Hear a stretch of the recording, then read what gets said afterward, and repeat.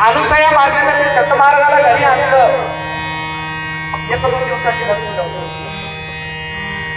पुण्य पवित्रवती महाराज 42 वेळाचा उद्धार केला. 60 वर्ष अनुष्ठान करते झाले दोघे जण. आकाशवाणी आनंद लक्ष्मणावा आली आणि आकाशे मी ओमी डबलका महाराज दोघांना भक्ती करावं लागते. दोघांचं नाव आले आदित्य ऋषी आणि अनुसूया माता. अनुसूया मातेला तुम्ही काय म्हणता? अनुसूया म्हणता की अनुसूया आहे. चाय करता त्याला काय म्हणतात? बोला चला, चाय करता त्याला काय म्हणता? नाही का मोगल म्हणतात. त्याचं नाव आहे मोगल. आता त्याचं झालंय मोगल. काय करता महाराज? बरेचसे शब्दाचा अपभ्रंश झाले आपल्या इकडे. त्याच्यामध्ये तांदूळ घातलं तर नको म्हणणार, चाय शिजले तरी नको म्हणणार, आणि काय शिजले तरी नको म्हणणार, जेवायला घातले तरी नको म्हणणार. त्याचं नाव आहे बघू पुन्हा. तसं हे महाराज अनुसूया माता आहे. अनुसूया म्हणजे जिचं कोणत्याच या जीवनामध्ये कोणाची सुया घडलेली नाही. द्वेष मच्छर हे काहीच घडलेलं नाही. तिचं नाव आहे अनुसूया. आणि आपलं सुद्धा तसाच स्वभाव होतो. कोणाचा द्वेष करू नये, कोणाचं बरं वाटून घेऊ नये. बऱ्याच जणांना बरं वाटणार. एखाद्यानं घर बांधलं आणि ते जाऊ लागलं, अरे बाबा बाबा लय मोठं बांधले रे बाई, म्हणलं की नाही मुंड्या बरोबर घे सवय. आपलं दुसऱ्याचं आपल्याला देत पहिला, याच्यामुळे आपलं परमात्मा माहिती आले. दोघांची भक्ती होती महाराज. आता आमची माय जरी भक्ती करत असत आणि बापू घरला दारू पिऊन येत असत तर ती भक्ती जाया जाणारी नव्हती. दोघांना मिळून भक्ती करावी लागते. जेथे दोघांचे एक मन, जेथे बाप्पा नाही विघ्न. नवरा बायकोचं दोघांचं मन एका जागीच आहे. दोघांचं मिळतं जुळतं आहे. जे भक्ती सफल होते त्यांच्याच घरी दत्त महाराज येतात. चालू होता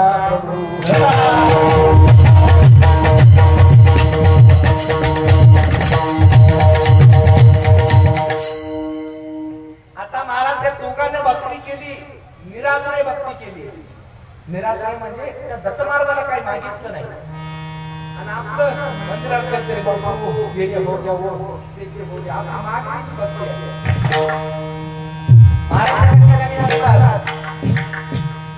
जे जे इच्छा करी आपण ते सर्व निर्ती आला.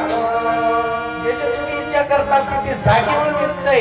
पण भीक मागायचं बंद करा. झालं आपण मंदिरात जात असताना त्या मंदिरामध्ये की नाही तुमच्या मागणीची भिंत घेऊन जाता आणि दर्शन घ्यायचं म्हणजे की भिंत समोर ठेवता. झालं त्या भीतीच्याच पाया पडून घरला येतात, देवाच्या पाया पडतात. तसं महाराज त्या देवाला मागायचं नाही. जे जे पाहिजे ज्या ज्या वेळी ते ते मिळते त्या त्या काळी. जे जे तुम्हाला लागतंय ते बरोबर टायमाला मिळतंय. फक्त विश्वास असू द्या. झालं दत्ता प्रभू.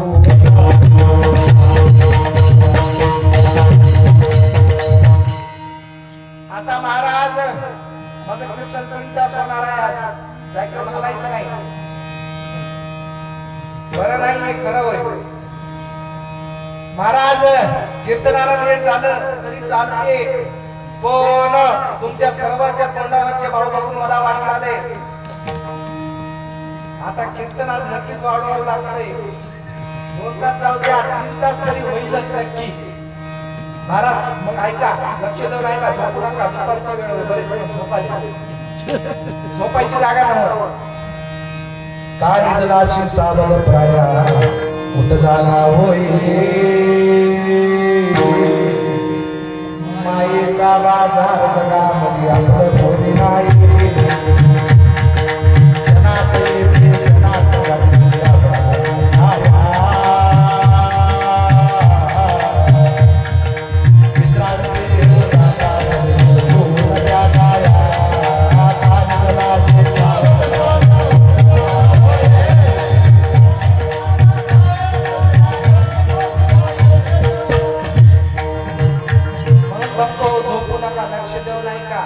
पहिलं चरण फक्त सुटलेलं आहे, बाकीचे 3 चरण सोडायचे आणि कवा सोडायचे आता ती मजा स्वतः खातो. तुम्ही जर चांगल्या प्रकाराने ऐकल्या तर लवकर लवकर होते. तुम्ही जर झोपून आल्या तर तुम्हाला आज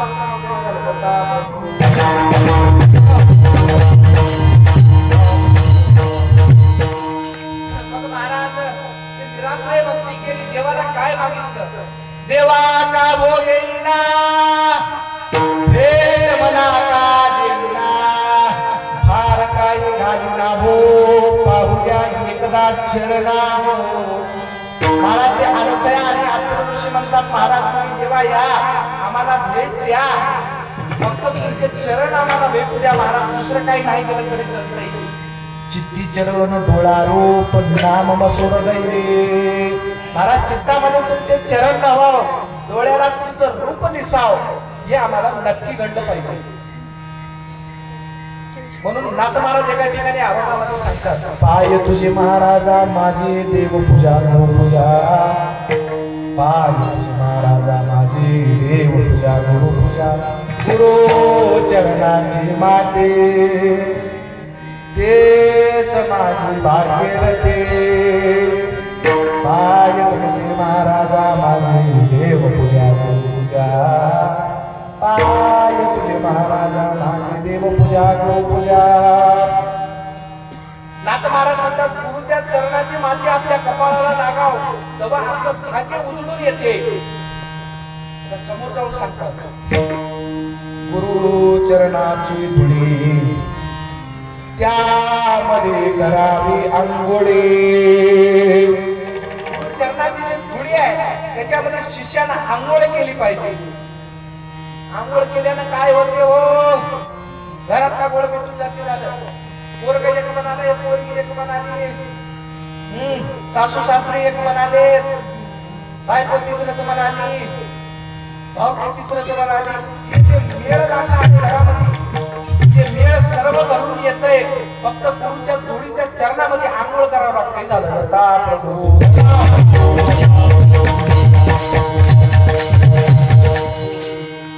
आता समोर सांगते, गुरु चरणाचा बिंदू तोची माझा कृपा सिंधू. गुरु चरणाचं बिंदू घ्यावं लागतंय. बिंदू घेतलं नक्कीच आपल्यावर कृपा होतंय. आता हे जेवढा कार्यक्रम चालू आहे, आता या मंदिरावर महाराजांवर जेवढे काही महाराज होऊन गेलेत, जे परतज्ञानी साधू होऊन गेलेत, आणि या मंदिरावर सुद्धा महाराज नक्कीच त्या दत्त महाराजांची कृपा आहे, तेव्हा कुठेतरी एवढं नंबर 1 कार्यक्रम चालू आहे. बता प्रभू.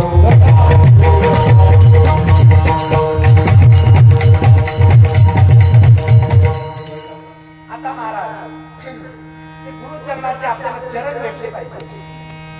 आता भागवत सुद्धा तेच सांगते, भक्तीचे आगाध महिमान तिथे बहुवंदन, ते करावया भगवंत भजन आधी सद्गुरु चरण सेवा दे. भागवत सांगतंय गुरुच्या चरणाची सेवा करावं लागतंय, तेव्हा पुढे चरणाचं सार्थक होतंय. आता बाळगुरु महाराज सुद्धा सांगतात, श्रद्धा चरण परमाई कामना पूर्ण हो सबहे, कहते बालगर गोसावी बार बार बापूजी को. त्या गुरु महाराजांच्या चरणावर श्रद्धा पाहिजे. श्रद्धा झालं की नक्कीच काम आपलं सक्सेस होतंय. आता महाराज त्या अनुसयानं संसार सुद्धा केला. ग्रस्त आश्रमी अनुदिनी नित्य आनंद स्मरण म्हणी, निर्गुण स्वरूपाला कोणी अखंड ध्यान लागले. राहे मुक्तिपुरी समोरी भूमिका आश्रमची वशे, संसारी सती दक्ष दक्ष पतीच्या शब्दाची मागे तसे. आता याच्यातले किती जण नवऱ्याचं ऐकतात आणि किती जण नवऱ्याला आरतुर बोलतात, देवाला ठाऊक, मला तर काही माहित नाही. पण अनुसया मातेचं तसं नव्हतं. जे जे पती महाराज जे तोंडातून बोलणार होतं, ते पतीची संपूर्ण इच्छा पूर्ण करण्याचं जे धाडस होतं महाराज, ते फक्त अनुसया मातेने केले. त्याच्यासारखी सती अजून झालेली नाही. जे महाराज पतीच्या शब्दाला मान. आणि आपल्या इकडे महाराज सुहागन तीर्थ करणे चले, क्या होगा तीर्थ करने से, पति चढ़ाया सुली. सुहागन तीर्थ करणे चले. महाराज तुकोजी महाराज म्हणतात, हे महाराज बाई नवऱ्याला सुळावर बसून तीर्थाला निघाली, तीर्थयात्रा सर्वच व्यर्थ होय म्हणून सांगितले झालं. दत्ता प्रभू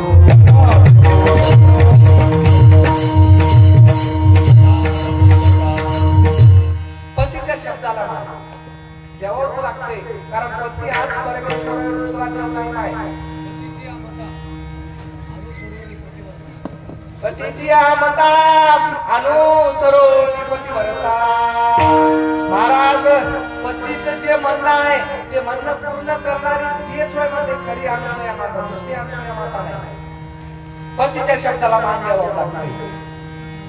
मग महाराज त्या अनुसूया मातेजवळ 3 साधनं होते, तुम्ही सुद्धा ठेवत जाते 3 साधनं. तुम्हाला सांगतो, आला जो अति दसर मारे रे भोजना मावले, रिद्धी शिक्षी जिचे घरी सगळे काम के आप भावले, भगरती यमुना सरस्वती ती त्यारावती सुंदरी, लोकांचे मळबार घेऊन स्त्रीचा जावती अंतरी. तेव्हा त्यासाठी दर्शनी उतरते होते दिग्विशोजी वळा, तेजस्वी महाजुई भारनवे चिकळा, आईशी ती ऋषी बंजान सती त्या असे तिचे पतीचे व्रत असे, दुसरे भूमंडळाशी नशी भूते समान सर्व जीव आश्चर्य माने म्हण, तिचे पतीचे व्रत पहावया श्री गुरु निर्गुण आला गुणा. महाराज आता अनुसूया मातेजवळ 3 साधनं होते, त्या 3 साधनाच्या निमित्ताने दत्त महाराज घरी आले. तिथी सेवा, पती सेवा, अतिथी सेवा, हे 3 सेवा त्या अनुसूया मातेने केली. महाराज तिथी सेवा थोडक्यात सांगतो तुम्हाला. तिथी सेवा म्हणजे काय? आपण म्हणता की काय रे बापा तुला सोमवार कळणार, मंगळवार कळणार, गेले की मेन कपडे भरून तिथी सेवा म्हणजे कोणत्या वाराला कसं वागायचं हे कळायला मार्ग नाही लोकांना. ही तिथी सेवा झाली. आता पती सेवा महाराज काय काय गावामध्ये आजही सुद्धा त्या पतीच्या उत्कृष्ट जे ताट आहे त्याच्यातलं खाल्ल्याशिवाय आज सुद्धा काही ठिकाणी उपवास सोडत नाही माय. आता फक्त ते बी शिस्त खाणारा वाव झालं, ते खालचं वळी करायला ताटातलं खाली, खालचं ताटात गेल्यावर तोंडातलं लाळ त्याच्यात जळालंय, ते कसं खावावं म्हणालो झालं. दत्ता प्रभू हे महाराज पती सेवा. आता अतिथी सेवा, अतिथी कोणाला म्हणावं? आपल्या घरचे सोयरे आहेत त्याला अतिथी म्हणावं नाही. अतिथी म्हणजे आम्हाला महाराजांना निमंत्रण देऊन बोलिले, आम्ही कार्यक्रमापुरते पाहुणे व्हा, आम्हाला कार्यक्रम झाला की नक्की जागा सोडावं लागते, आम्ही अतिथी व्हा. आता महाराज ती सोयरा अतिथी नव्हते, सोयरा फोन करून सांगते, आलो दाजी यालो बरो काय सोमवारी, आपली सोय झाली पाहिजे बरं. आपली सोय जमणं आली म्हणूनच आपलं जमणं आलंय. घरी नसेल तर नसेल शेतामध्ये तरी करायला सांगा. हे सोयराव आहे सांगून येते, भल्याच्या दिवशी आलो असं खायची सोय झाली पाहिजे. हे सोयरा. आता अतिथी म्हणजे जे जनता येतात आपल्याला भेटतात, जे आपल्याला भिक्षा मागतात, जे न कळत आपल्या घरी येतात आणि आपल्याला जेवायला मागतात, ते होतं म्हणजे अतिथी. आता आजकाल अतिथीला सुद्धा कोणी द्यायला तयार नाही. बरेच जण महाराज पैसे देऊ नका, मी सांगतो तुम्हाला, जे कोणी येईल त्याला पैसे द्यायचं नाही, मात्र त्याला जागेवर बसून जेवायला घाला झालं. बरेच ठिकाणी मला दिसण्यात येतंय, बरेच जण पैसे घेऊन चालले, नंतर वळावर जाऊन काय करायला तुम्हाला सुद्धा लक्षात आलं असं की आपल्या पैशाचं महाराज सत्कर्म झालं पाहिजे. दान कोणाला करावं ते तुम्हाला सांगतो. सत्पात्राला दान केलं पाहिजे. कुपात्री केले दान मेले म्हणजे पाशाना कारण, किंवा गांजा घेऊन फोटून धुरके घेत असे. महाराज ते आपलं धन वेगळ्या किंवा वाईट कामाला जर जात असेल तर त्याचं पुण्य नक्कीच आपल्याला लागते. दत्ता प्रभू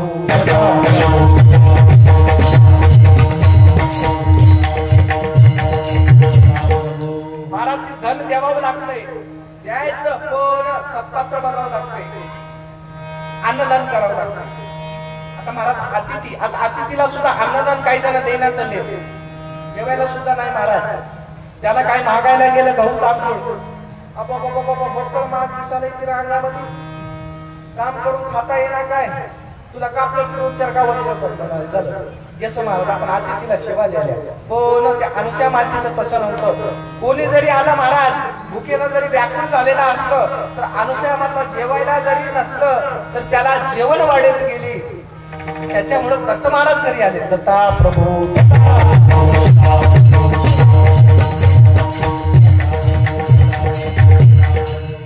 आता महाराज अनुसया मातेने 2च साधन केले, एक म्हणजे अन्नदान आणि दुसरं म्हणजे नामस्मरण. त्याच्यानं दत्त महाराज घरी येतात. साधन करी हेची 2, अन्नदान नामस्मरण. देवदत्त येतो घरा,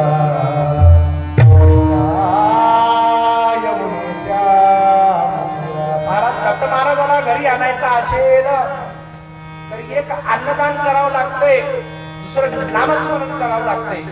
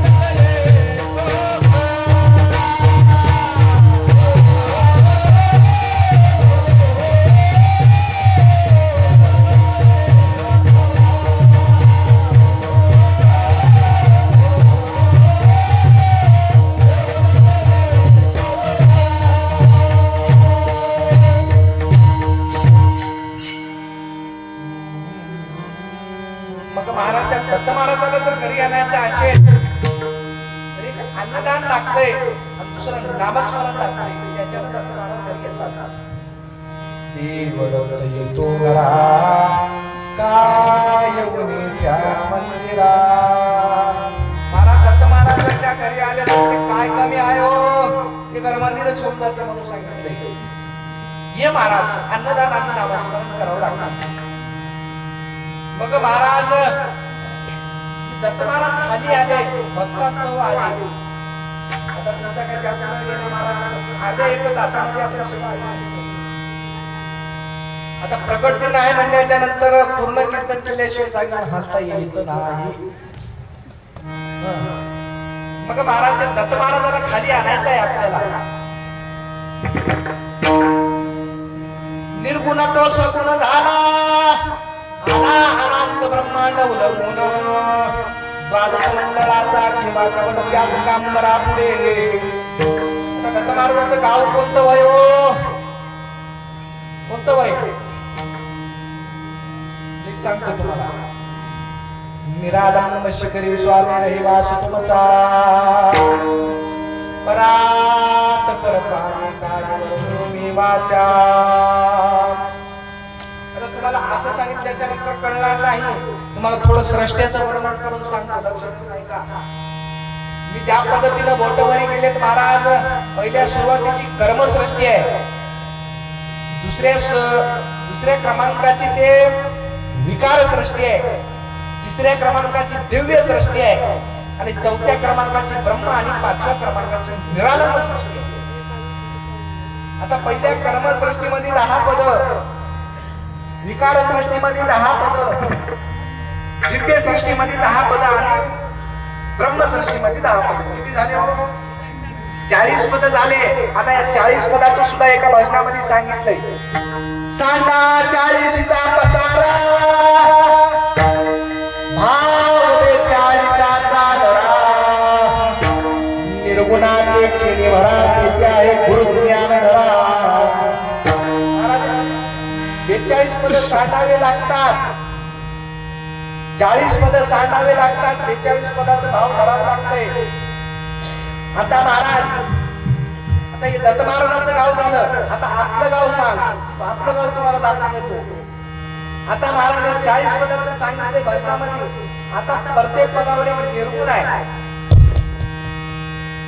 कर्मसृष्टीवर एक निर्गुण आहे, विकार सृष्टीवर एक निर्गुण आहे, दिव्य सृष्टीवर एक निर्गुण आहे आणि ब्रह्मसृष्टीवर एक निर्गुण आहे. किती निर्गुण झाले? 4 निर्गुण झाले. आता या 4 निर्गुणाचं सुद्धा एका भजनामध्ये सांगितलंय.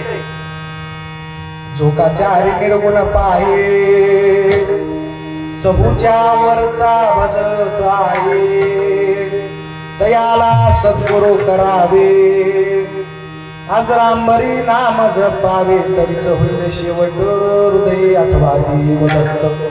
हे 4 निर्गुण महाराज. आता आपलं गाव कोणतं आहे? माझ्या वतनाचे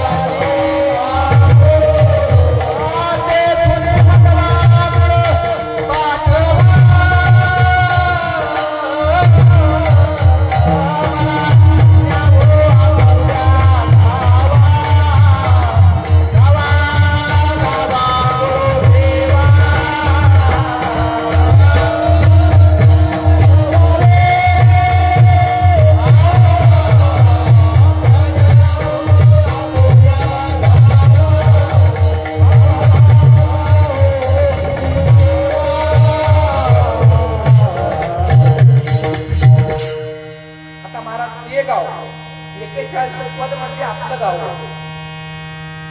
आता महाराज 42 पद काकड्याच्या शेवटच्या काकड्यामध्ये सांगितले. तुझे स्वरूप पाहता नाही झाले उन्मना, शुद्ध लक्षण पदे मजला सापडली पुन्हा. उठा उठा प्रेमानंदा स्वामी सद्गुरु मूर्ते, स्वयं प्रकाशो द्वबाळू काकड हरके. महाराज 43 पद. आता राजा 43 पद ते शेवटचं आणि विशेष महत्वाचं पद आहे. आता ते काकड्याच्या शेवटच्या चरणामध्ये सांगितलंय. पूर्णानंदी पदी मन हे मोरोया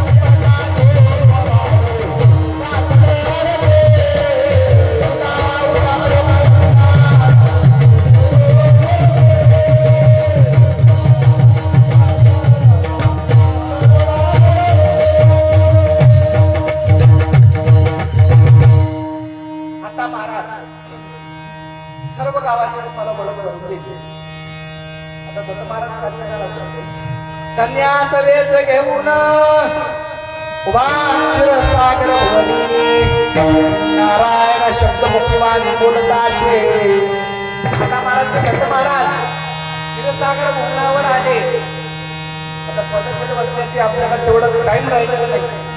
आता दत्त महाराज डायरेक्ट आले, विष्णूच्या घरी आले. आता महाराज येत असताना त्याने रूप बदललं. त्याने नारायणाचं रूप धारण केलं आणि नारायण नारायण म्हणून राहिले झालं. आता महाराज ते दत्त महाराजांचं एवढं पावर आहे. आता दत्त महाराज रूप बदलल्यावर भक्ताला ओळखू येते की कसं येते. दत्त महाराज बघणार आता. महाराज आले, विष्णूच्या घरी आले. धावुनी तव विष्णू वंदुनी तया विजाविनी मांडली, आज्ञा करा मुनिवरा म्याते श्री मंडले. आता महाराज ते विष्णू ती नारायण नारायण म्हणू लागले. घराच्या दरवाजाला आले, विष्णू पळत आले. आणि काय आज्ञा आहे महाराज तुमचं, काय होय मी विचारल्याबरोबर दत्त महाराज म्हणतात, बोले तो हाय काय राज सगळ्या चातुर्मासाची मला, एकच ठाई पैसने फिरणे आणि कोणे स्थळा. असं म्हणल्याबरोबर विष्णू म्हणजे काही हरकत नाही महाराज, आपलंच घर होय. 4 महिने तर नाही, 4 महिने बसा, 5 महिने बसा महाराज, आपलंच घर होय. आता येईल काय कळलं, कोणी आले की महाराज बसा होतो. कोण बायको ऐकली त्याचे, लक्ष्मी होय. ऐकून तव लक्ष्मी दचकली म्हणी, म्हणे हे विघ्न आले मला. महाराज लक्ष्मी म्हणली की मला विघ्न आले, माझ्यानं अतिथी सेवा होईना, अतिथीची सेवा माझ्यानं करणं होईना, तुमचं तुम्ही स्थळ शोधा. आता महाराज दत्त महाराज धरला आते पुरुष मंडळी म्हणतात जाऊ द्या घरी. आता बाई म्हणजे आमच्या नवऱ्या काढून टाकूया झालं. आता बाई मध्ये घरी गेले, निघाले महाराज. देव निघाले निघाले दत्त निघाले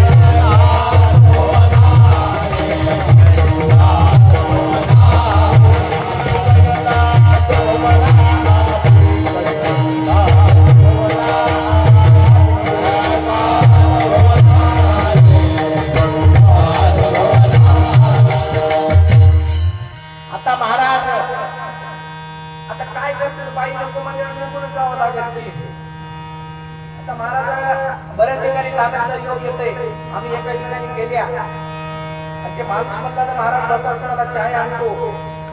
चाय आणायला मध्ये गेलं आणि मध्ये गेल्याबरोबर माहितीचा आवाज एवढा झाला धड धड धड.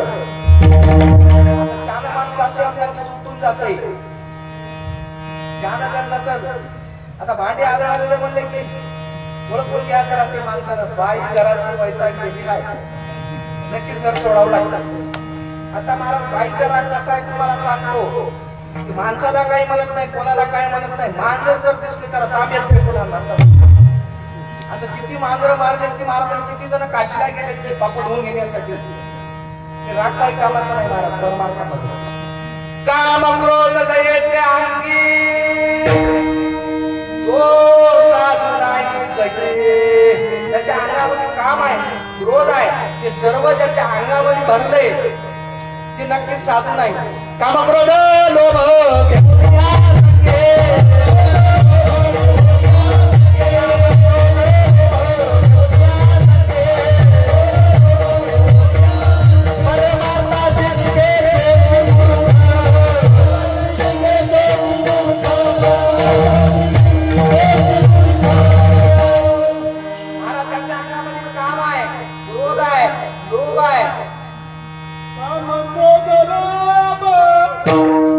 त्याच्या अंगामध्ये काम आहे. काम म्हणजे त्याच्या अंगामध्ये काम भरले, क्रोध भरले, लोभ बी आहे. काम क्रोध लोभ घेऊन या संगे परमार्थाची मूर्ख. महाराज काम घेतले, क्रोध घेतले, लोभ आले त्याचा परमार्थ सक्सेस होते की नाही? सक्सेसच होईना महाराज. जर राग असेल तर कोणत्याही गोष्टीला रागच करतो. रागाने कधी देव कोणाला प्राप्त झालेलं नाही. राग करावं मात्र देवाच्या ऋषी संत करावं. दत्त महाराजांनाच खाली आणले. कसलं क्रोध पाहिजे? आपण क्रोध छाटतो. कुठे एसटीत बसलं की धक्काबुक्की, कुठं घुसलं की धक्काबुक्की, केंद्रात बसलं धक्काबुक्की, कुठेही जा आपली कसली आहे. आपला राग म्हणलं तर गुडाचाही नवं झालं, शेड्याचाही नवं झालं, मधला राग. फळ माहित आहे की शेपट अंगवरची खाता कसं करतात खाचा. हे आता भाजीपाल्यामध्ये सर्व महाराज औषध फवारले की माणसाला काही मिळणार झाले. फळ तरी खात जा. आता महाराज फळ पिकलेलं तरी राहावं नाही तर कच्च तरी राहावं झालं मतलब त्यामुळं काही कामाचं नव्हतं. तसं महाराज क्रोध तर कमी तरी राहावं नाही तर मोठा तरी राहावं नाही तर महाराजाला आणायसारखं जे क्रोध कामाचा होईल. आता महाराज आपला विषय काय चालू होता?